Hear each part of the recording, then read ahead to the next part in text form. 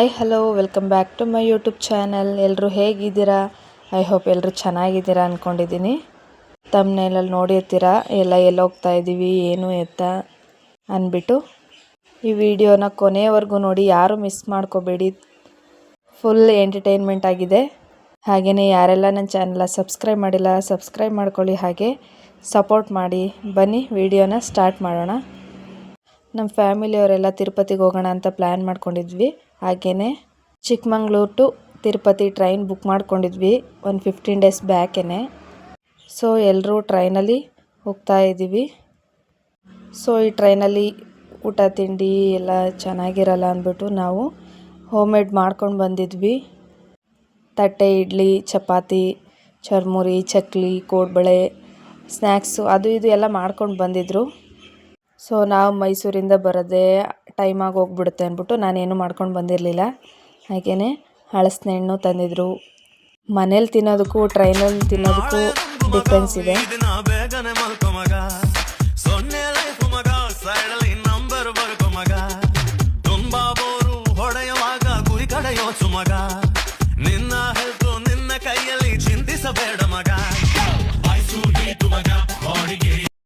ಹಾಗೆ ಊಟ ಎಲ್ಲ ಮಾಡಿಕೊಂಡು ಮಕ್ಕಳು ಎಲ್ಲ ಮಲ್ಕೊಂಡಿದ್ರು.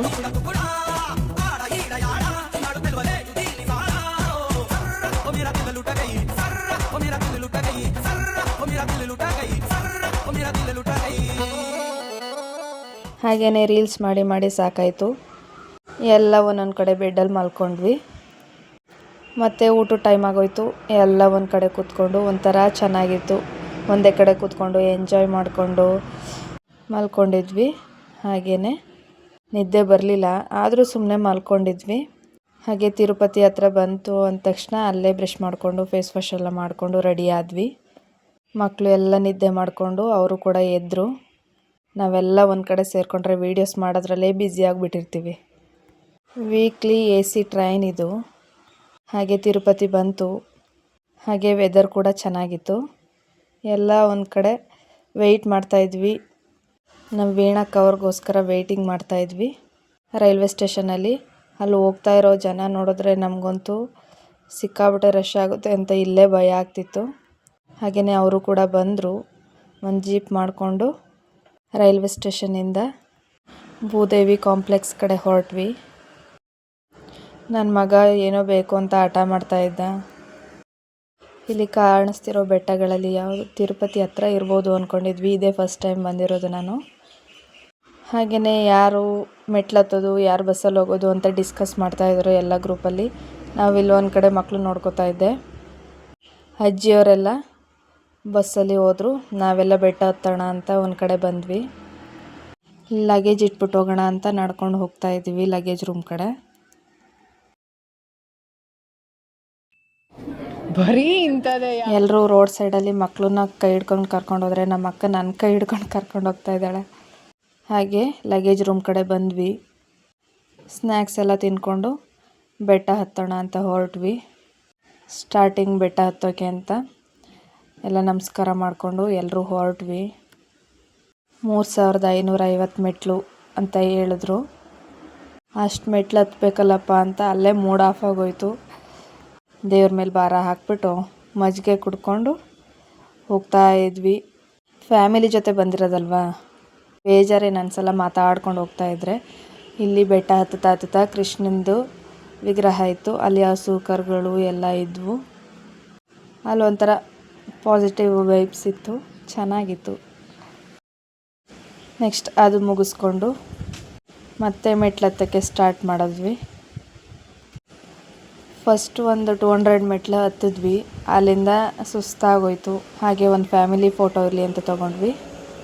ನೆಕ್ಸ್ಟ್ ಮತ್ತೆ ಸ್ಟಾರ್ಟ್ ಮಾಡಿದ್ವಿ. ಮೆಟ್ಲು ಹತ್ತುತ್ತಾ ಸಣ್ಣ ಪುಟ್ಟ ಅಲ್ಲಿ ದೇವಸ್ಥಾನಗಳು ವಿಗ್ರಹಗಳೆಲ್ಲ ಇದ್ವು. ಅಲ್ಲೂ ಕೈ ಮುಕ್ಕೊಂಡು ಇಲ್ಲಿ ಕಲ್ಲುಗಳೆಲ್ಲ ಜೋಡಿಸಿದ್ರು. ಹಾಗೆ ನಾವು ಕೂಡ ಒಂದು ಜೋಡಿಸ್ಬಿಟ್ಟು ಕೈ ಮುಕ್ಕೊಂಡು ಬಂದ್ವಿ. ಮೆಟ್ಲು ಹತ್ತುತ್ತಾ ಫುಲ್ ಶೆಕೆ ಆಗೋಯ್ತಿತ್ತು. ನಾವಿನ್ನು 200 ಸ್ಟೆಪ್ಸ್ ಅಷ್ಟೇ ಹತ್ತಿರೋದು, ಇನ್ನೂ ಅಷ್ಟಿದೆಯಲ್ಲ ಅಂತ ಫುಲ್ಲು ಭಯ ಆಗ್ತಿತ್ತು. ನಮ್ಮಮ್ಮ ಕೂಡ ಆಗ್ತಾಯಿಲ್ಲ ನನ್ನ ಕೈಲಿ ಅಂತಿದ್ದಾರೆ. ಮೆಟ್ಲು ಹತ್ತೋದು, ಒಂದು ಸ್ವಲ್ಪ ಹೊತ್ತು ರೆಸ್ಟ್ ಮಾಡೋದು. ನಮ್ಮ ಮಕ್ಳುಗಳೇ ಪರವಾಗಿಲ್ಲ, ಹತ್ತೋದು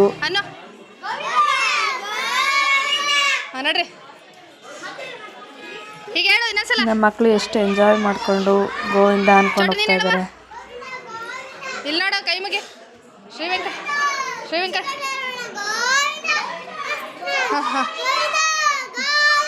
ಇದು ಆಕ್ಚುಲಿ ಚೆನ್ನಾಗಿರೋದು. ಹಾಗೆ ಸ್ವಲ್ಪ ಹೊತ್ತು ರೆಸ್ಟ್ ಮಾಡಿ ನಾವು ಒಂದು ಸ್ವಲ್ಪ ನೋಡಿಕೊಂಡು ಹರಕೆ ಮಾಡ್ಕೊಂಡಿರೋರೆಲ್ಲ ಮಂಡಿಗಾಲಲ್ಲೆಲ್ಲ ಹೋಗ್ತಾಯಿದ್ರು. ನಾವು ಹಿಂಗೆ ನಡೆಯೋಕ್ಕೆ ಆಗ್ತಿಲ್ಲ, ಮಂಡಿಲಿ ಹೆಂಗಪ್ಪ ಹೋಗ್ತವ್ರೆ ಅನ್ಕೋತಿದ್ವಿ. ಮಧ್ಯೆ ಮಧ್ಯೆ ಜ್ಯೂಸು, ಮಾವಿನಕಾಯಿ, ಮಜ್ಜಿಗೆ ಎಲ್ಲ ತಗೋತಾ ಇದ್ವಿ. ಹಾಗೆ ಎಕ್ಸ್ಪೀರಿಯನ್ಸ್ ಕೇಳೋಣ ಬನ್ನಿ. ನಿಮಗೆ ಈ ಫಿಗರ್ ಎಲ್ಲೋ ನೋಡ್ದಂಗೈತಲ್ಲ. ನಂಗೂ ಹಂಗೆ ಅನ್ನಿಸ್ತಾ ಐತೆ. ಹಲೋ ಎಕ್ಸ್ಪೀರಿಯನ್ಸ್ ಹೇಳಿ ಮೇಡಮ್. ತುಂಬಾ ಸುಸ್ತಾಗ್ತಿದೆ, ಹೊಟ್ಟೆ ತುಂಬಾ ತಿಂದ್ಬಿಟ್ಟು ಬನ್ನಿ. ಹೊಟ್ಟೆ ತುಂಬಾ ತಿಂದ ಅದಾಗುತ್ತ ಮೇಲೆ ಅಷ್ಟೇ ಪರವಾಗಿಲ್ಲ.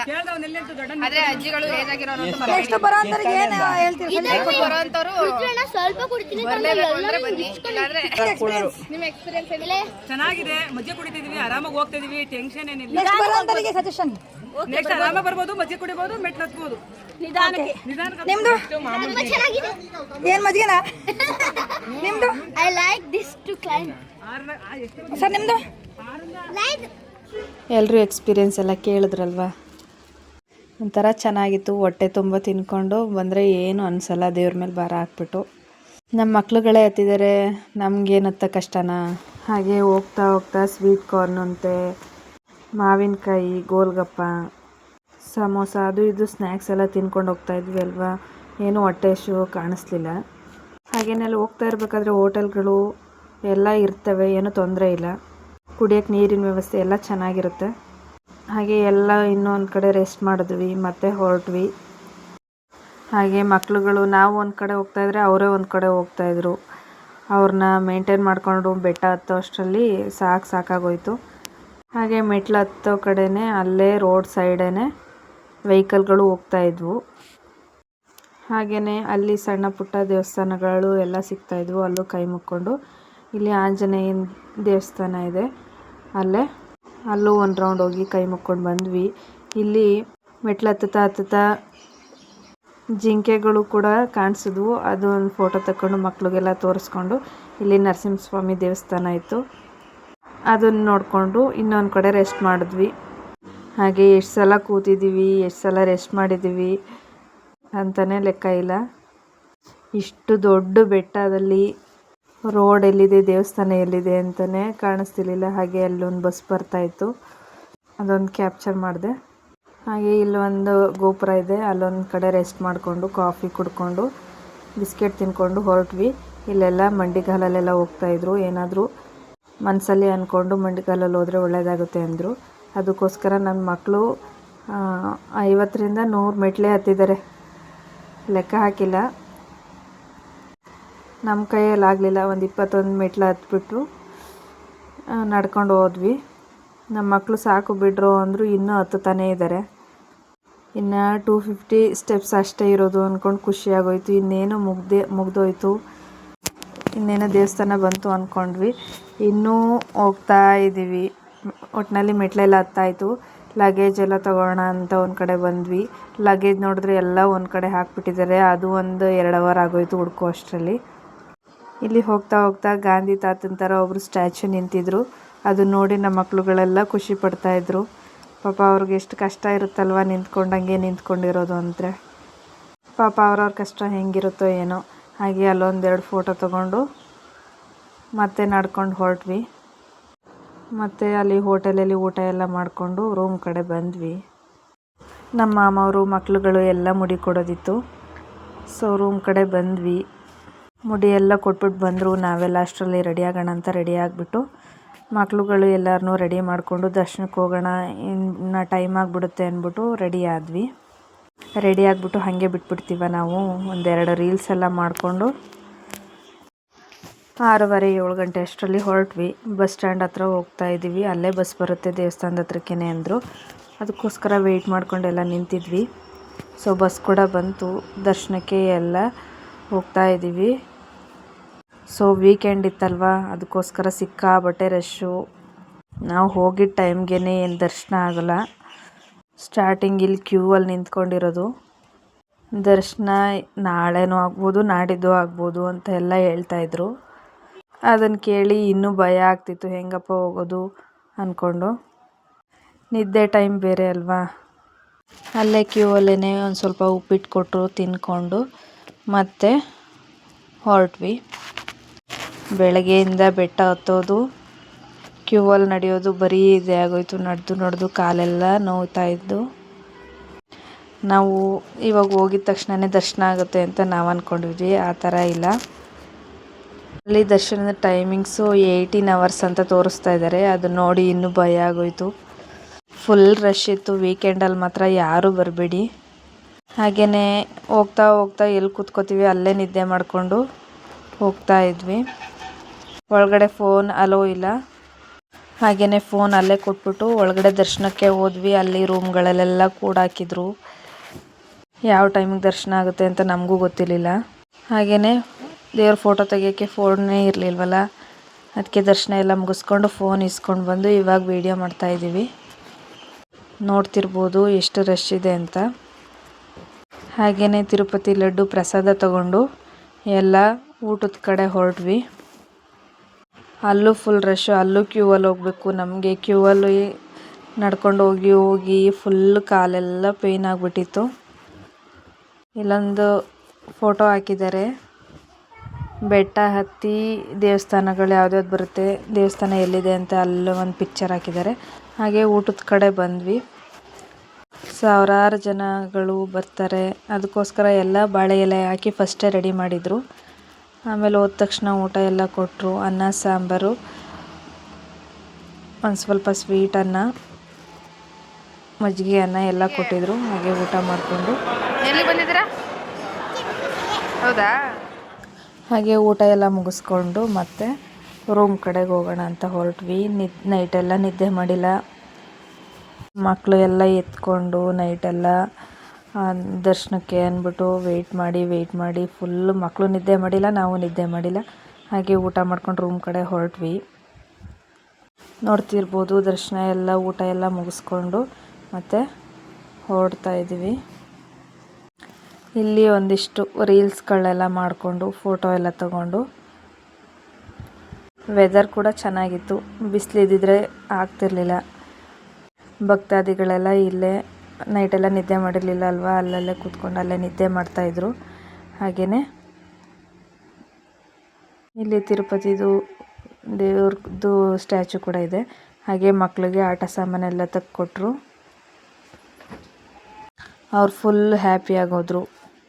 ಮಕ್ಕಳು ಅಂದರೆ ಹಾಗೆ ಅಲ್ವಾ, ನಾವು ಚಿಕ್ಕವರಿದ್ದಾಗ ಹಿಂಗೆ ಆಡ್ತಿದ್ವಿ. ಇವಾಗ ಗೊತ್ತಾಗ್ತಿದೆ ನಾವು ಹಿಂಗೆ ಆಡ್ತಿದ್ವಿ ಅಲ್ವಾ ಅಂದ್ಬಿಟ್ಟು.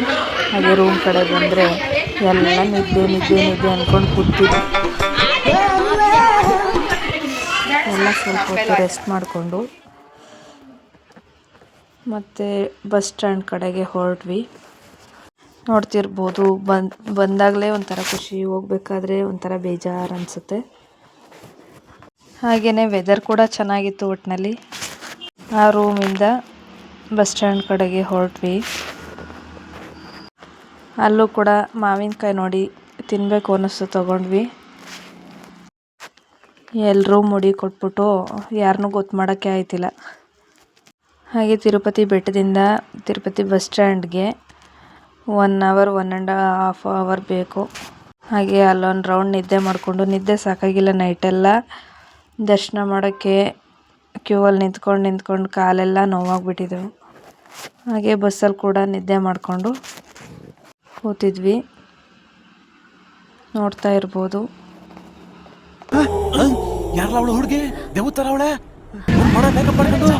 ನಮ್ಮ ಮಾಮನ ಮಗಳು ವಿಡಿಯೋ ಮಾಡೋಕ್ಕೆ ಸ್ಟಾರ್ಟ್ ಮಾಡಿದ್ರೆ ಸಾಕು, ಹೇರ್ ಸ್ಟೈಲ್ ಸರಿ ಮಾಡ್ಕೊಳ್ಳೋದು ಎಲ್ಲ ಮಾಡ್ತಿದ್ಲು. ಹಾಗೆಯೇ ಬೆಟ್ಟದಲ್ಲಿ ಕಾಣೋ ಮನೆಗಳು ಎಲ್ಲ ಒಂದು ವಿಡಿಯೋ ಮಾಡಿಕೊಂಡೆ. ನೈಟ್ ಆಗೋಯ್ತು. ಬಸ್ ಸ್ಟ್ಯಾಂಡ್ ಹತ್ರಕ್ಕೆ ನಾವು ಮೆಟ್ಲು ಹತ್ಕೊಂಡು ಹೋಗಿದ್ವಿ ಅಲ್ವಾ ದೇವಸ್ಥಾನದ ಹತ್ರ, ಅದು ಲೈಟಿಂಗ್ಸ್ ಎಲ್ಲ ಕಾಣಿಸ್ತಿತ್ತು. ಸೊ ಬಸ್ ಸ್ಟ್ಯಾಂಡಿಗೆ ಬಂದ್ವಿ. ಬಸ್ ಹತ್ಕೊಂಡು ಮಧ್ಯರಾತ್ರಿ ಊಟ ಎಲ್ಲ ಮಾಡಿಕೊಂಡು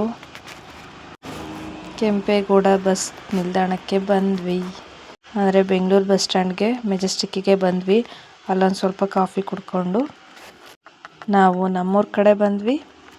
ನಮ್ಮಮ್ಮವರು, ಅಕ್ಕ, ಅಜ್ಜಿ ಎಲ್ಲ ಅವ್ರವ್ರ ಕಡೆಗೆ ಹೊರಟರು.